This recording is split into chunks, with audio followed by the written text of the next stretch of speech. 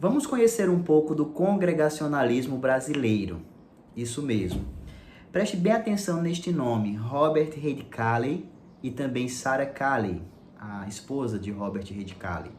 Então, o congregacionalismo em nossa pátria, ele se originou em 1855. Então, veja que a história do congregacionalismo em solo brasileiro é bem antigo, certo? Então, esse pastor, doutor Robert Reid Cayley, doutor de profissão, ele era um pastor originário da Igreja Presbiteriana da Escócia. Mas o que acontece é que ele é enviado ao Brasil por uma junta missionária congregacional e a sua esposa, Sarah Cayley, ela também era de origem congregacional. Tanto seus pais também faziam parte da igreja congregacional.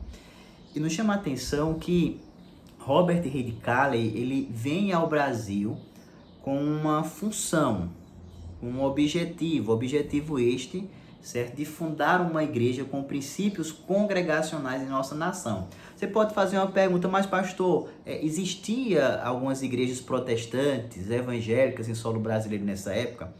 Existiam algumas comunidades, certo? De alguns imigrantes que vieram de fora, porém as suas comunidades eram apenas ali comunidades familiares, porque eles queriam preservar a tradição.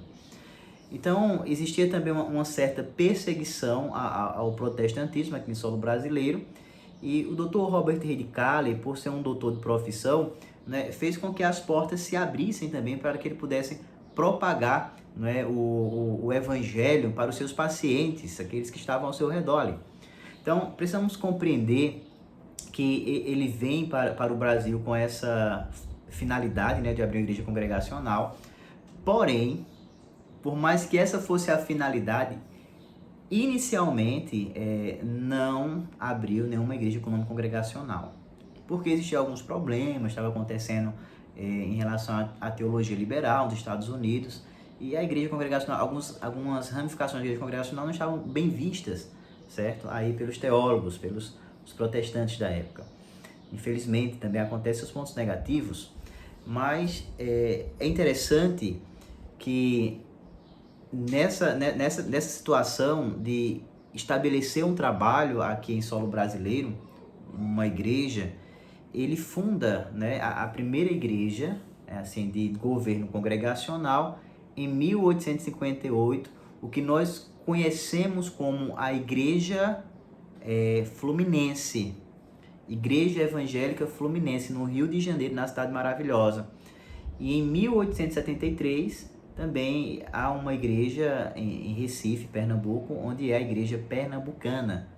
Então, até nos dias de hoje, essas igrejas existem, né? Essa história, por mais que seja desconhecida da parte de muitos evangélicos e protestantes, é uma história que deve ser levada em consideração e deve ser estudada, certo? Então, foi aí os pioneiros, né, do congregacionalismo brasileiro, Dr. Robert Reid Cayley, sua esposa Sarah Cayley, uma missionária extraordinária, né, que compôs alguns hinos do nosso inário, que é os Salmos e Hinos.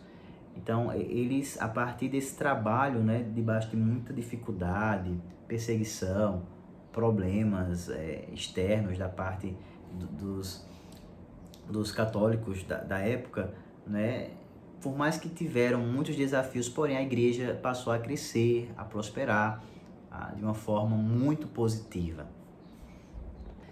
No dia 13 de junho de 1913, reuniram-se 13 igrejas evangélicas brasileiras e 5 portuguesas, certo? Para formar uma entidade denominacional. Os congregacionais estavam se organizando aqui em solo brasileiro. Então, é daí que essa denominação, essa unidade denominacional é formada com o nome Aliança das Igrejas Evangélicas Congregacionais Brasileiras e Portuguesas. Então, daí por diante, o designativo de congregacionais estaria sempre presente no nome denominacional. Então, hoje, como igreja congregacional, existem 2 denominações no nosso solo brasileiro. A primeira delas é a União das Igrejas Congregacionais e a segunda, né, é a Aliança das Igrejas Evangélicas Congregacionais, tá certo? Então, existem essas duas denominações, porém as duas andam de mãos dadas, tem modus vivendi da parte das duas denominações. Depois de muito tempo, de algumas situações que aconteceram, hoje elas andam como co-irmãs, ok?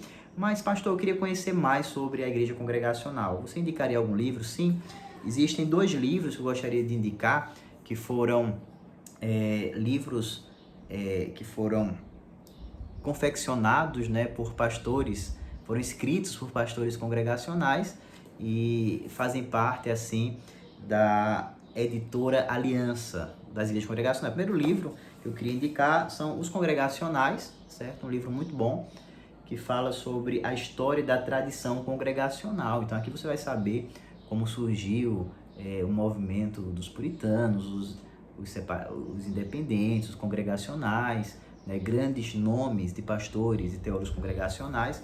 O segundo livro que eu gostaria de indicar, que é recente também, esse livro do pastor Bruno César, Uma Saga Congregacional, que também vai narrar sobre o congregacionalismo e a sua luta por inserção e sobrevivência da Inglaterra do século XVI ao sertão paraibano no século XX. Então é um livro extraordinário que você lendo esses 2 livros, você vai ter uma ideia do que foi a igreja congregacional, de como surgiu, seus principais pastores e teólogos e os desafios que a igreja congregacional, os congregacionais enfrentaram em solo brasileiro.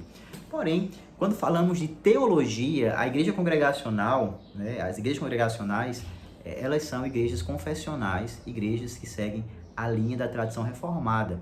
Então você vê que eles surgem ali, lá atrás, no primeiro vídeo eu falei, eles surgem ali do movimento do puritanismo, dos puritanos. Então existem pelo menos 2 textos, 2 literaturas seriam muito bom de ler, para saber o que os congregacionais assim defendem. E a primeira seria a Declaração de Savoy, que é a primeira confissão de fé congregacional, certo? Ela foi escrita ali no século 17 para o 18, então é bastante atual. E também a Confissão de Fé Congregacional, que é a Declaração de Fé da Aliança das Igrejas Evangélicas Congregacionais do Brasil. Então essa aqui é publicação da editora Aliança, que faz parte da denominação que eu faço parte, que eu pastoreio. Então aqui você vai saber o que nós cremos, o que nós pensamos e o que nós defendemos. Então esses breves vídeos, o primeiro e o segundo agora, é para que você possa saber um pouco da nossa história. Eu sei que eu fui muito sucinto, fui direto ao ponto, mas o que é 2 vídeos para séculos de tradição?